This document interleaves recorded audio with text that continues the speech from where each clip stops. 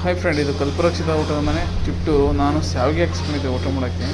ತುಂಬ ಚೆನ್ನಾಗಿ ಮಾಡೋದು. ಮನೆಯೆಲ್ಲ ಯಾವ ಥರ ಮಾಡ್ತಾರೆ ಅದೇ ಥರ ಮಾಡಿದರು. ಶಾವಿಗೆ, ಹಪ್ಪಳ ಕೊಟ್ಟಿದ್ರು, ಮತ್ತು ಉಪ್ಪಿನಕಾಯಿ ಕೊಟ್ಟಿದ್ರು ಜೊತೆಗೆ. ಕರೆಂಟ್ ಇಲ್ಲ ಅಂದರೆ ಮತ್ತು ರೈಸ್ ಇಟ್ಟು ಅದು ಕೂಡ ಅಷ್ಟೇ ತುಂಬ ಸಾಕು ಮತ್ತು ಅದ್ರ ಜೊತೆಗೆ ಸಾಂಬಾರು ಇದು ಮಾಡಿದ್ರು. ತುಂಬ ಚೆನ್ನಾಗಿತ್ತು ಸಾಂಬಾರು. ಅದು ಭಾಳ ಟೇಸ್ಟಿಯಾಗಿ ಡೆಲಿಷಿಯಸ್ ಟೇಸ್ಟಿಯಾಗಿತ್ತು. ಮತ್ತು ಹೋಟೆಲ್ ಅಷ್ಟೇ ಹೈಜೀನ್ ಆಗಿದೆ. ಗಾಣದೆಣ್ಣೆ ಯೂಸ್ ಮಾಡ್ತಾರಂತೆ.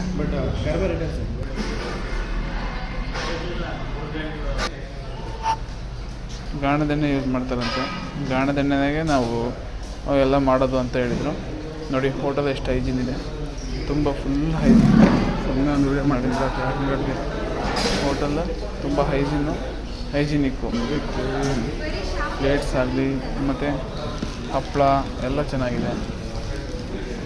ನೋಡಿ ಹೋಟೆಲ್ ತೋರಿಸ್ತಾ ಇದ್ದೀನಿ.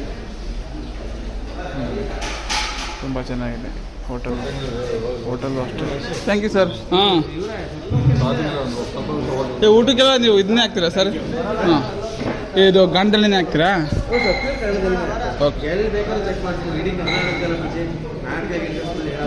ಸರಿ sir. Okay sir, thank you sir.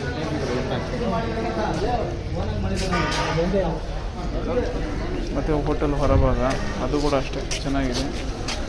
Outside ಚೆನ್ನಾಗಿದೆ. ಹೋಟೆಲ್ ಔಟ್ಸೈಡ್ ನೇಮ್ ಇದೆ, ನೇಮ್